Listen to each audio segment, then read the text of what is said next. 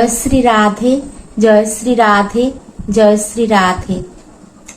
আজ আমি কৃষ্ণ কৃপা লাভ করেছিলেন দুজন বন্ধু, একজন হচ্ছে রাজা বহুলাস্য আর একজন হচ্ছেন ব্রাহ্মণ সূত্রদেব। আমি আজকে শ্রুতদেবের সেই কৃষ্ণ কৃপা লাভের উপায়গুলো বলছি। এটা হচ্ছে ধারাবাহিকতা অনুযায়ী তৃতীয় পর্ব। ব্রাহ্মণ শ্রুতদেব ভগবান শ্রীকৃষ্ণ ও তার সঙ্গীদের গৃহে অভ্যর্থনা করে দিব্য আনন্দে অভিভূত হলেন। বাড়িতে যদি কোনো অতিথি আসেন তাহলে বাড়ির যে গৃহস্থ থাকেন উনি খুবই খুশি হন। আর সেখানে শ্রুতদেবের বাড়িতে ভগবান শ্রীকৃষ্ণ এসেছেন, এটা তার জন্য যে কতটা আনন্দের ছিল সেটারই বহিঃপ্রকাশ।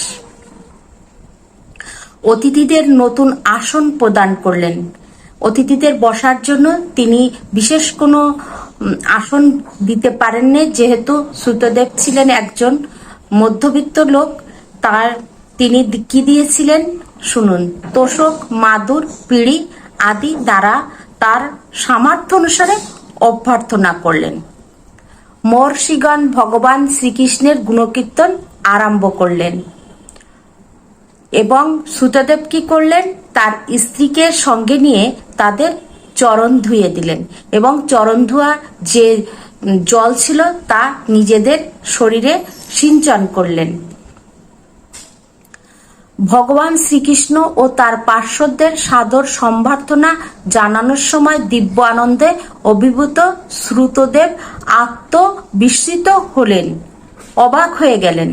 শ্রীকৃষ্ণ ও তার সঙ্গীদের সাদরে গ্রহণ করার পর শ্রুতদেব নিজ সামর্থ্য অনুযায়ী ফল, সুগন্ধি, পদ্মফুল, কুশ এবং অন্যান্য দ্রব্য দিয়ে তাদের কি করলেন, যত্ন করলেন। এইসব উপকরণ মূল্যবান নয় এবং সহজলভ্য, তবুও শ্রুতদেব এগুলো দিয়ে তাদের যত্ন করেছিলেন। ভগবান শ্রীকৃষ্ণ এতটাই দয়ালু যে শুধু যদি আপনারা তুলসী পাতা দিয়ে তাকে যত্ন করেন, একটু সামান্য জল দেন, তাতেই ভক্তি ভরে দিতে হবে, তাহলেই শ্রীকৃষ্ণ খুশি হবেন। শ্রুতদেব তার সামর্থ্য অনুযায়ী এগুলোই করছিলেন। পরবর্তীতে তিনি দুপুরবেলা তার স্ত্রী কি করলেন, অন্ন এবং ডাল রান্না করলেন। ভক্তিপূর্ণ চিত্তে নিবেদন করায় ভগবান ও তার সঙ্গীরা সন্তুষ্ট চিত্তে তা গ্রহণ করলেন। ভগবান ও পার্শ্বদের এই সব সেবা আপ্যায়ন করে ব্রাহ্মণ শ্রুতদেব চিন্তা করলেন, আমি গৃহান্ধকূপে পতিত সবচেয়ে ভাগ্যহীন এক ব্যক্তি, যাদের উপস্থিতির ফলে যে কোনো স্থান পবিত্র তীর্থে পরিণত হয়ে যায়। আমার এই সৌভাগ্য হলো কিভাবে? শ্রুতদেব অবাক হয়ে গেলেন যে ভগবান তার বাড়িতে অবস্থান করছেন। তিনি যখন এই সব চিন্তা করছিলেন তখন তার অতিথিরা ভোজন শেষ করে সন্তুষ্ট চিত্তে আসনে উপবেশন করেছিলেন। এবার কি হলো, শ্রুতদেবের আত্মীয় স্বজন যারা স্বজনরা ছিলেন এবং তার স্ত্রী এবং পরিবারের সবাই মিলে ওই ভগবানের কাছে এসে বসলেন এবং শ্রুতদেব বললেন, হে ভগবান, আপনি ব্যক্ত ও অব্যক্ত জগতের অতীত পুরুষোত্তম স্বয়ং ভগবান। জড় জগৎ ও মায়াবদ্ধ জীবগুলোর কার্যাবলীর সঙ্গে আপনার কোনো সম্বন্ধ নেই। ভগবানের সাথে আমাদের সম্বন্ধ অন্যরকম। এমন নয় যে আজই শুধু আপনি আমাকে দর্শন দান করেছেন, সৃষ্টির সূচনা থেকেই পরমাত্মা রূপে আপনি সকল জীবকুলের সঙ্গে রয়েছেন, আমরা তা জানি। শ্রুতদেব এইসব বলতেছিলেন ভগবানের কাছে। শ্রুতদেবের এই বিবৃতি খুবই শিক্ষাপ্রদ, এখান থেকে আমাদের জানার এবং শিখার কিছু আছে। মহাবিষ্ণু, গর্ভদক্ষায়ী বিষ্ণু ও ক্ষীরোৎসায়ী বিষ্ণুর আকারে পরমাত্মা রূপে ভগবান এই সৃষ্ট জড়জগতে প্রবেশ করে পরম বন্ধু রূপে মায়াবদ্ধ জীবের শরীরে অবস্থান করছেন। ভগবান কিভাবে এসেছিলেন? 3টি রূপে এসেছিলেন। কি? মহাবিষ্ণু, গর্ভোদকশায়ী বিষ্ণু এবং ক্ষীরোদশায়ী বিষ্ণু। আর এভাবেই প্রথম থেকেই প্রত্যেক জীবের সঙ্গে ভগবান রয়েছেন। ভ্রান্ত জড়বুদ্ধির ফলে সে তার হৃদয়ঙ্গম করতে পারে না। যাদের বুদ্ধি ভালো না, শ্রীকৃষ্ণের প্রতি অনুরাগ নেই, তাদের আকর্ষণ নেই, তারা আসলে ভগবানের যে কৃপা সে সম্পর্কে তারা অজ্ঞই থেকে যায়। কৃষ্ণ ভাবনার পরিবর্তিত তখনই সে বুঝতে পারে যখন তার ভিতর ভগবানের কৃপা লাভ হয় এবং ভগবানের প্রতি তার একটা টান আসে। মায়াবদ্ধ জীব নিদ্রিত অবস্থায় অনিত্য মিথ্যা জগৎ সৃষ্টি করে। যাদের মায়া বেশি, আসলে তারা কৃষ্ণের দিকে যেতে পারে না। তাদের ওই সংসারের মধ্যে কাজ কর্ম এটা ওটা নিয়েই তারা ব্যস্ত থাকে। সে এই রকম অলিক কর্মে নিয়োজিত হয়। এই সব অনিত্য ঘটনা মানে ভগবানের কথা তার মাথায় আসে না, যারা মায়ার সংসারে জড়ায় আছে। ব্যক্তিগত প্রয়োজনে নয়, ভোক্তারূপে আপনার অনুকরণকারী মায়াবদ্ধ জীবগুলোর জন্য জড়জগতে মায়াবদ্ধ জীবের সুখভোগ অনিত্য ও অলিক। মানে সংসারে যত কাজই করুন, ভগবানের প্রতি যদি আকর্ষণ না থাকে সবই মিথ্যা।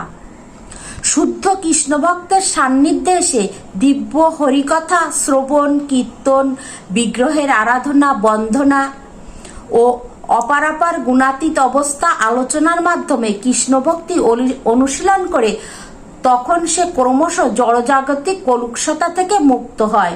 যখন কৃষ্ণের প্রতি আকর্ষণ হয়, মানুষ যদি সাধুসঙ্গ করে এবং কৃষ্ণের জপ তপ কীর্তন এগুলো করে, ধীরে ধীরে কৃষ্ণের প্রতি তার আকর্ষণ বাড়ে এবং এ করে কি হয়, সংসারের মায়া থেকে সে মুক্ত হয়। ভগবান তখনই তার কাছে এসে আত্মপ্রকাশ করে, যখন ভগবানের প্রতি মানুষের মানে আকুল বিশ্বাস ভক্তি বেড়ে যায় এবং ভগবানের চিন্তা মানে দিনের 24 ঘন্টায় করে, তাদের প্রতি ভগবানের কি হয়, ভগবান নিজেই এসে আত্মপ্রকাশ করেন। জড়সুখের জন্য আমরা বিমোহিত হয়ে থেকে এই ভগবানকে ভুলেই যাই। যারা নিরন্তর আপনার পবিত্র নাম কীর্তনের মাধ্যমে তাদের হৃদয়কে পবিত্র করে কৃষ্ণ অনুশীলনে নিযুক্ত করে, তাদের কাছে নিত্য সহচর রূপে খুব সহজেই আপনি অনুভূত হন। মানে ভগবান নিজেই এসে দেখা দেন। হে ভগবান, আপনি ভক্তের হৃদয়ে অবস্থান করে তাকে নির্দেশ দেন যাতে ভক্ত শীঘ্রই আপনাকে প্রাপ্ত হয়। ভগবান সবসময় ভক্তের হৃদয়ে থাকেন, কিন্তু দেখেন আয়নায় যেমন ময়লা পড়লে দেখা যায় না, আমরা যদি ভগবানকে না দেখতে চাই, ভগবানের নাম কীর্তন না করি, জপ তপ না করি, তাহলে কিন্তু আমরা ভগবান আছেন এই অনুভূতিটুকে হারিয়ে ফেলবো। তাই আসুন আমরা ভগবানের নাম কীর্তন করি।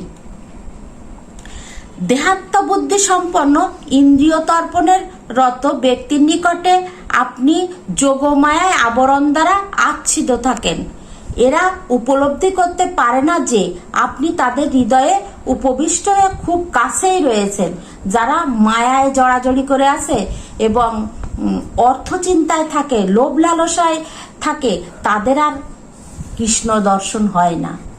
হতে গেলে তাদের কি হবে, কৃষ্ণের প্রতি একটা আকর্ষণ তৈরি করতে হবে, কৃষ্ণের প্রতি মানে একটা টান তৈরি করতে হবে, না হলে আসলে কৃষ্ণকে পাওয়া যাবে না। অভক্ত অন্তিম পরিণতি মৃত্যুরূপে আপনাকে উপলব্ধি করে। ভক্ত অভক্তের ভগবত অনুভূতির পার্থক্য আছে। ভক্তরা একভাবে ভগবানকে পায় আর অভক্তরা একভাবে পায়। তাহলে শুনুন, একটি উদাহরণের মাধ্যমেই বলি কিভাবে ভক্তরা পায় আর কিভাবে অভক্তরা পায়। রাধে রাধে। বিড়াল ছানাকে ও ইঁদুরকে বিড়ালের মুখে নেওয়ার সঙ্গে তুলনীয়।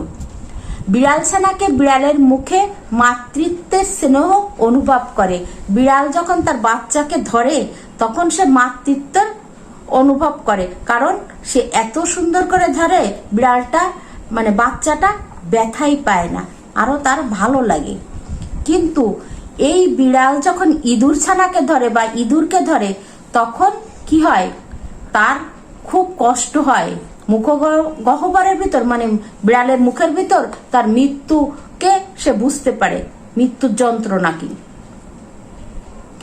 সেই রকম আপনি সকলের কাছেই উপস্থিত, কিন্তু অভক্ত আপনাকে নিঃসংশয় মৃত্যুরূপে অনুভব করে।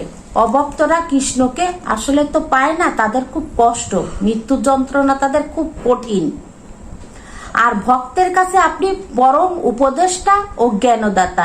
এই জন্যই নাস্তিক মৃত্যুরূপে ভগবানের উপস্থিতি উপলব্ধি করে, কিন্তু যারা নাস্তিক তারা ভগবানকে খুব কঠিনভাবে উপলব্ধি করে। মানে তাদের প্রতি তো ভগবান সবার প্রতি সদয়, কিন্তু তাদের কর্ম অনুযায়ী তো ফল পাবে। এই জন্য তাদের কাছে মৃত্যুর যন্ত্রণা খুবই কঠিন, তাদের জীবন দশা খুবই কঠিন।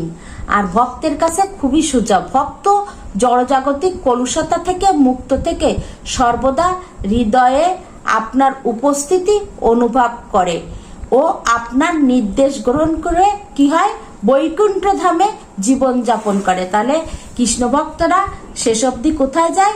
বৈকুণ্ঠ যায়। তাহলে কি হলো, আমরা দেখব যে কিভাবে আমরা কৃষ্ণকে পাবো, কৃষ্ণকে কিভাবে ভালোবাসলে আমরা বৈকুণ্ঠে যেতে পারবো, এই চিন্তাই আমাদের করা উচিত। আমাদের অভক্ত হওয়া উচিত নয়। আসুন আমরা ভালোবেসে বলি রাধে রাধে।